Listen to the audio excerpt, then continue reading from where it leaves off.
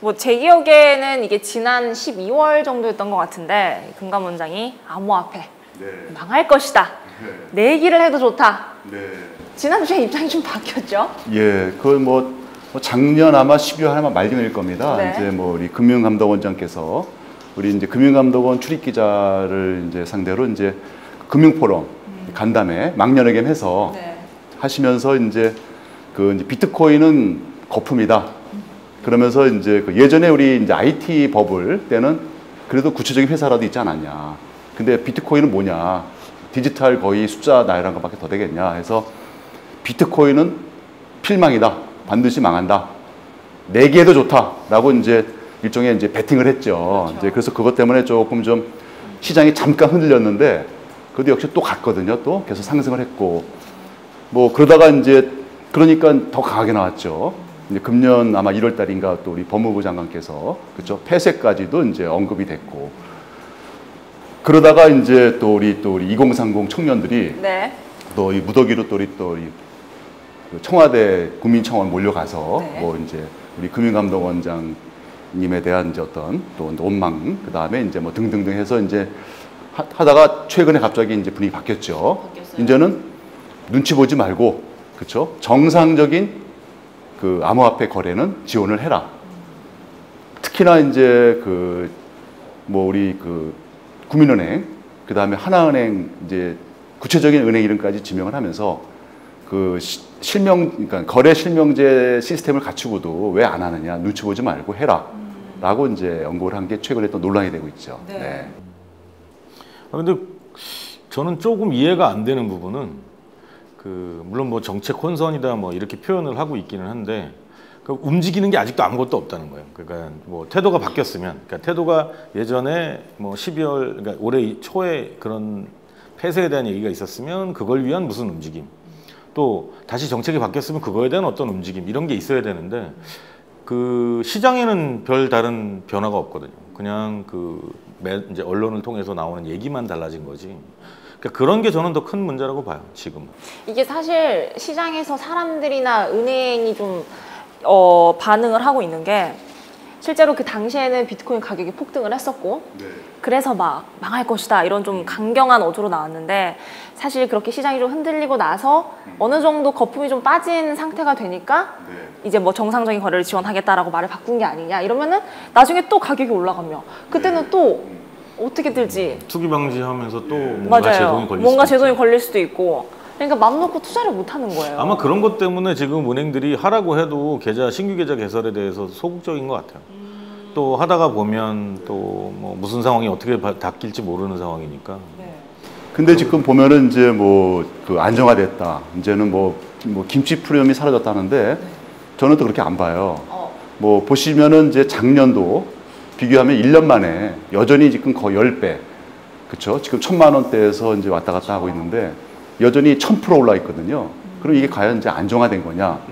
이제 제값을 찾은 거냐? 그건 절대 아니라고 보고요. 저는 이제 기본적으로 어떤 이제 그 정책 당국에 일단은 우리 보통 스탠스가 일단은 약간의 좀 변화가 있지 않나. 어느 정도는. 왜냐하면은 이제 그 암호화폐를 규제를 하려다가 결국은 이제 여기에 근간을 이루는 이제 블록체인 기술이 사장되는 거 아니냐라는 우려가 상당히 강했고 그 다음에 아마 이제 우리 정부에서도 그렇죠 무조건 규제만이 능사는 아닌 것 같다. 그래서 어느 정도는 이렇게 좀 이제 숨통을 틔워줬고 뭐 특히나 이제 뭐 아시겠지만 우리 이제 금융감독원의 위상이라는 거는 거의 이제 우리 뭐 특히 금융권 특히 은행 같은 경우는 뭐 우리가 상상할 수 그 이상의 어떤 그 영향력이 있습니다. 그래서 은행 입장에서는 왜냐하면은 이제 뭐 우리 은행은 거의 공공재입니다. 대한민국에서는 공공재 성격이 있기 때문에 굉장히 조심스럽죠. 저는 이해를 합니다. 그러니까 이제 뭐 강경 발언을 했다가 다시 이제 또 완화하는 거, 그 다음에 은행들이 지금 이제 눈치 보는 건 저는 다 이해를 하는 게 그럴 수밖에 없어요. 왜냐하면은 그 파급 영향력이 굉장히 강하거든요. 그래서 어쨌든 뭐 결론적으로 말씀드리면은 그 이제 뭔가 어떤 이제 좀 변화가 있지 않은가. 입장에. 그러니까 국무조정실장님까지 나오셔서 뭐 이렇게 얘기를 하시는 거 보면 이 정도 분위기 되면 제가 생각할 때는 금감원이든 아니면 어떤 특별 기구든 어디에 블록체인 팀장이나 가상화폐 팀장이나 이런 조직은 만들어지는 상황이 아닐까. 왜냐하면 그렇게 해놓고 나면 뭔가 있어야 되거든요. 지금 그 얘기만 해놓고 또 아무것도 없을 수는 없으니까 뭔가 그런 변화는 있지 않을까. 그런 생각도 듭니다. 그래도 뭐 이런 변화를 끌어낸 거는 아마 우리 또 이제 우리 2030, 우리 또 열정적인 우리 2030 우리 젊은이들이 그렇죠. 아마 이제 그 좀 항의, 그러니까 왜 우리를 갖다가 투기꾼으로만 바라보느냐, 네, 네. 여러 가지 이제 이게 세상을 바꿀 수 있는 또 그 다음에 지금 뭐 여론이 많이 갈라져 있지만은 네. 어쨌든 큰 대세는 블록체인 기술은 옳다라는 거는 이제 거의 뭐 컨센서스가 네. 거의 이루어지지 않았나 싶습니다. 세계적으로 뭐 거의 그렇게 보고 그렇습니다. 있죠. 네. 그러면은 어떻게 정부 방침 이제 거의 방향성을 좀 잡았다고 보시나요? 아니죠. 지금 뭐 잡힌 건 없죠. 네, 잡힌 건 없죠. 근데 이제 다만 뭐 대충 보니까 그 우리 톡톡코인에서도 다룬 적이 있었지만 그냥 그 어떻게 보면 지금 우리가 언급하는 코인들 대부분이 그 민스키 곡선이라고 하는 거에 다 맞아요. 비슷하게.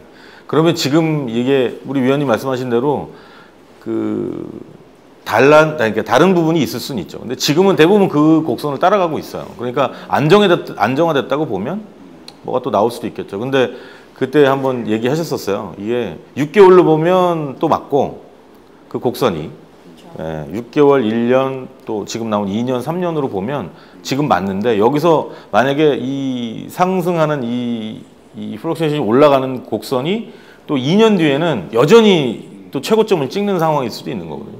근데 그건 아직 아무것도 모르는 거고. 이제 그렇다고 보면 지금 이제 투자자나 거래소나 여기 참여하고 있는 관계 업체들이나 정책이라고 찾아볼 수 있는 건 아직 없는 것 같아요. 뭐 이제 어떻게 변하겠다, 이런 게 있겠다, 이런 건 아직 모르는 것 같아요.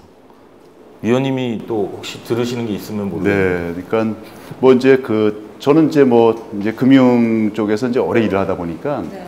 그 집권하는 과정이 거의 비슷한 것 같아요. 그러니까 지금은 이제 어떤 명분을 찾기, 그다음 명분 쌓기, 그 다음에 이제 어쨌든 물건을 터줬거든요. 그러니까 퇴로는 열어줬단 말입니다. 그렇죠? 그러니까 근거를 마련해줬어요.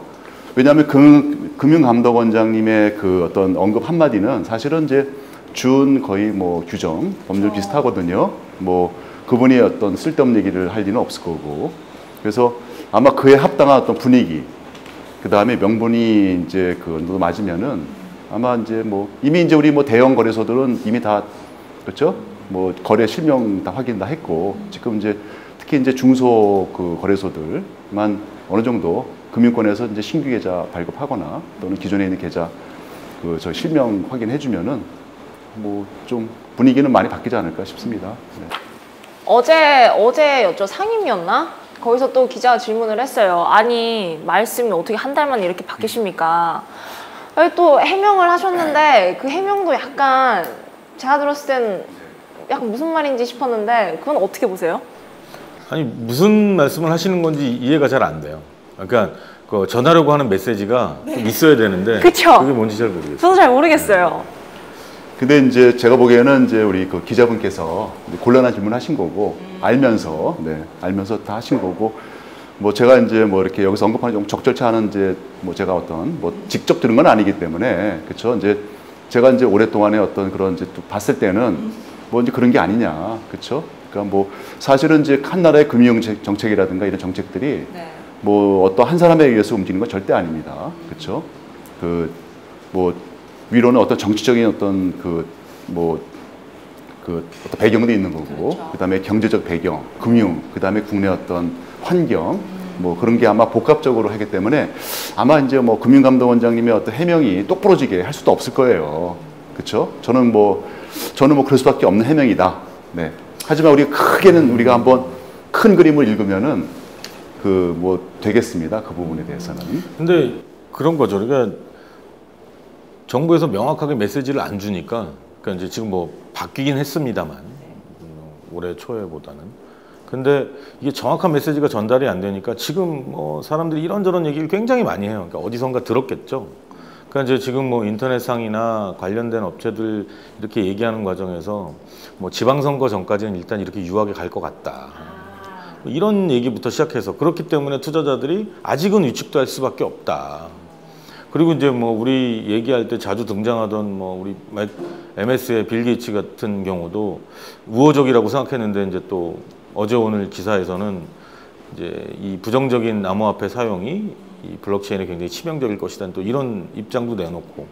그러니까 이게 아직은 이제 뭔가 이제 안정화됐다거나 이런 표현을 아예 쓸 수 있는 상황도 아닌 것 같고, 그런 상황이면 이게 이쪽이든 저쪽이든 누군가는 메시지가 좀 나와줘야 되는데 이게 없으니까. 근데 이게 메시지가 안 나오는 게 어디까지나 제 생각이지만 공부를 좀 하셔야 그러니까 그 며칠 전에 미국에서 그 롭 조이스 사이버 안보관 그분이 말을 한 게, 미국은 아직 암호화폐 시장 규제에 나서기에는 좀 연구가 너무 부족하다. 그래서 우리는 좀 더 연구를 한 다음에 규제안을 좀 발전을 시켜보겠다라고 얘기를 했는데, 우리나라 그렇죠. 우리나라도 그런 발표라도 있어야 되는 거죠. 그렇죠. 네. 그러니까 그 연구가 어느 정도 진행되기 전까지는 이렇게 하겠다. 그렇죠. 네. 이런 게 나와주면 뭐 관련된 업계나 사용자들 입장에서도 뭔가 하기가 좋은데, 지금은 아직 그런 게 없는 것 같아요. 그러니까 그런 부분이 부족하다 보니까 좀 전에 말씀드린 것처럼 이런저런 얘기들이 계속 돌고 있고, 그러니까 6월 전에 팔아야 된다 이런 사람들도 있어요. 네. 그러니까 뭐 얘기가 그 6월 전에 해야 되고, 또 어느 순간 얘가 어떻게 바뀔지 모른다. 얼만큼 확 풀어줄지도 모르는 거고. 그렇죠. 그러니까 이제 이 지금 모든 게 뭐 남북 간의 대화 문제도 그렇고, 지금 뭐 미국과의 이 거래 이제 그 조건에 대한 변화 이런 것도 그렇고, 뭐 GM 건도 그렇고 전부 지방선거에 지금 연결해 가지고 얘기를 하고 있으니까 이제 여기도 거기에 묻어가는 거 아니냐 이제 이러고 있는 거죠. 그렇죠. 이제 제가 이제 뭐 원론적 말씀을 드려보면은, 이제 기본적으로 우리 이제 뭐 암호화폐에 대해서 일단은 부정적인 얘기를 그 이제 하는 분들, 그 다음에 용감하게 암호화폐에 대한 미래를 과감하게 얘기하는 분들도 나눠봤을 때는, 그 이제 그 암호화폐에 대해서 부정적으로 얘기하는 사람들은 믿져야 본전이죠. 그렇죠? 네, 잘 되면은 그렇죠? 뭐 근데 아주 긍정적으로 얘기했다가 혹시라도 폭락하거나 뭐 지금 시세 뭐 10분의 1 폭락하면은 그 욕을 다 먹어야 되는데, 일단 부정적으로 한 분들 입장에서는 잘 되면 좋은 거 아니겠습니까? 그렇죠. 그렇죠? 안 되면 거봐라. 네. 그래서 내가 말하지 않았느냐. 뭐 제가 이제 그렇다고 지금 암호화폐에 대해서는 이제 무조건 긍정적이다 드리는 말씀은 아니고, 뭔가 이제 그 책임 있는, 그렇죠? 뭐 책임 있는 좀 언급을 좀 해야 되는 거 아니냐 이제는. 그렇죠? 네. 그러니까 차라리 제가 봐도 그냥 솔직하게 똑부러지게 규제는 해야 된다. 하지만 국민 경제에 어떤 피해가 없기 위해서, 그렇죠? 뭐 이제 좀 당장 제도화하거나 또는 이거를 그 합법화하기에는 어려움이 있다. 그렇죠? 다만 국민들이 원하는 방향으로, 긍정적인 방향으로 한번 검토하겠다. 왜? 블록체인의 발전을 위해서. 이렇게 하면 상당히 좀 시장에 좀 어느 정도는 좀 안정적인 사인을 주는 거 아니냐. 네. 근데 뭐 무조건 안 좋다, 나쁘다, 뭐 언젠가는 망한다 이래버리면은. 네, 얘도 좋다. 네. 근데도 불구하고 시장이 저렇게 막 끌어버리면은 도대체가 그럼 저거는 누가 그러면 책임질 것인지. 네. 임시적으로라도 ICO에 대한 부분을 이제 규제를 어떤 식으로 풀지는 모르겠지만, ICO에 대한 부분을 여기서 정보를 누군가 모니터링 해주고, 그것에 대해서 궁금하거나 확인하고 싶으면 최소한의 정도는 확인해 줄 수 있는 거, 이게 제일 급한 것 같고요. 그거 하고, 사실 이제 국민청원에 넣었던 것도 다른 거 아니지 않습니까? 거래소에서 거래하는 데 문제가 생기니까 그러는 거니까, 거래소에 대한 부분은 빨리 좀 해결이 돼야 될 것 같아요. 뭐 5개 메이저 뭐 이렇게 이제 숫자를 정하고 얘기를 하기도 하는데, 뭐 일본처럼 15개에서 16개 정도의 등록제를 한다든지, 그래서 그 거래소는 정부에서 이러이러한 가이드라인을 꼭 지키고 있고, 자율 규제도 되게 좋기는 한데 지금 어차피 그 자율 규제가 잘 안 되고 있는, 그 진행이 좀 쉽지 않은 상황이니까, 뭐 그런 거래소에 대한 어떤 정책이라도 빨리 정하고 이제 스캠을 가려내기 위한 어떤 노력, 요 2가지만이라도 먼저 좀 지원을 해주시면 어떨까 싶어요.